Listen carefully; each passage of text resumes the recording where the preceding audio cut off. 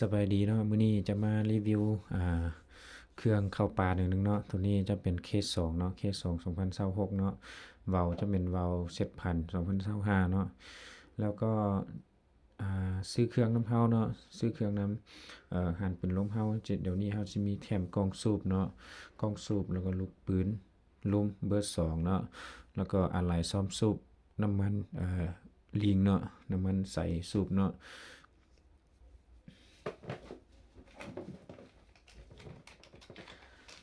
โม่อันของปืนเคส2จะเป็นแบบนี้เนาะเคส2 MC ดาติโกจะเป็นแบบนี้หมดเนาะใส่ได้ลูกกัน11นัดเนาะเฮาบิดอ้อมเนาะที่สัตว์ที่ได้เบิ่งเนาะบางคนเขาก็บ่ฮู้สิใส่แนวใดเนาะเฮาปิ่นแบบนี้เนาะเฮาปิ่นแบบนี้เนาะเวลาที่เฮาใส่ไปเฮาใส่1แล้วก็ปิ่น2 3 4 5 6จนเฮาปิ่นจนให้มันสุดแล้วเนาะแล้วก็เฮาสุกใส่เนาะเฮาสุกใส่เฮายิงมันจะปิ่นแบบนี้เนาะ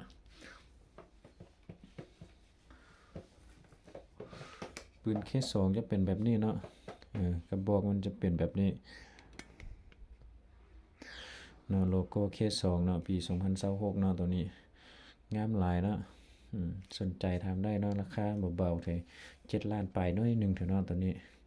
ครบสุดเนาะเครื่องที่เฮาราคาที่เฮาแจ้งไปเนาะ7ล้านปลายหน่อยหนึงได้เครื่องครบสุดเลยได้ซูปตัวใหญ่ตัวดำนี่เนาะแล้วก็ได้ลูกกับหนึงเนาะแล้วก็อะไหล่ซ่อมสูบซ่อมลมหั่นเนาะถังตัวนี้จะเป็นถังอะลูเนาะถังอะลู 0.5L เนาะแล้วก็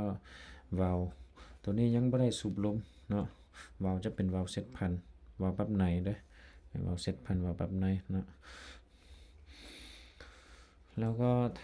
เหล้าจะเป็นเหล้า TK เนาะเหล้า TK ฮ่องกงตัวนี้เนาะมื้อวานนี้ก็ได้มารีวิวเทื่อหนึ่งแล้วเนาะแต่ว่าอ่าตัวนี้ยังบ่ได้มีลูกค้าจองแล้วเนาะแต่กระบอกนั้นมีลูกค้าจองแล้วเนาะตัวนี้มีลูกค้าจองแล้วมื้ออื่นสิฝากให้เขาแล้วกล้องจะเป็นแบบนี้เนาะกล้องเนี่ยกล้อง Discovery เนาะกล้อง Discovery ขนาดกล้องเนาะเส้นเลนของกล้องตัวนี้เนาะมันจะอยู่3-12คูณ42เนาะตัวนี้ตัวนี้เราสามารถซูมไกลกับหมอได้เนาะเราซูมตัวนี้เนาะและปุ่มเป็นทางหน้านี่เราก็ซูมได้เนาะฝั่งนี้ก็เป็นแบบนี้เนาะตัวนี้ตัวเราจับห่างเนาะตัวนี้นะงามหลายเนาะเราล็อกไกลได้เนาะเราล็อกไกลตัวนี้ได้เวลาที่เราห่างติดแล้วอยู่แล้วเนาะเราสามารถล็อกไกลตัวนี้อยู่เนาะแล้วก็ไทยพับได้เนาะไทยตัวนี้พับได้เนี่ยสบายเนาะสนใจทำได้เนาะราคาคือว่าหัน7ล้านไปน้อยหนึงเนาะสนใจก็ทักมาร่วมกันได้เนาะเครื่องเขามีพร้อมส่งให้เนาะแล้วก็มีเก็บไปทางให้เด้เนาะตัวนี้บ่ว่าลูกค้าอยู่แขวงใดเฮาฝากได้เนาะเฮาฝากไปทางอ่ารถเมล์หรือว่ารถโดยสารก็ได้เนาะแต่ว่าบ่รวมกับอันค่าฝากอะเนาะค่าฝากลูกค้าจ่ายเองเนาะ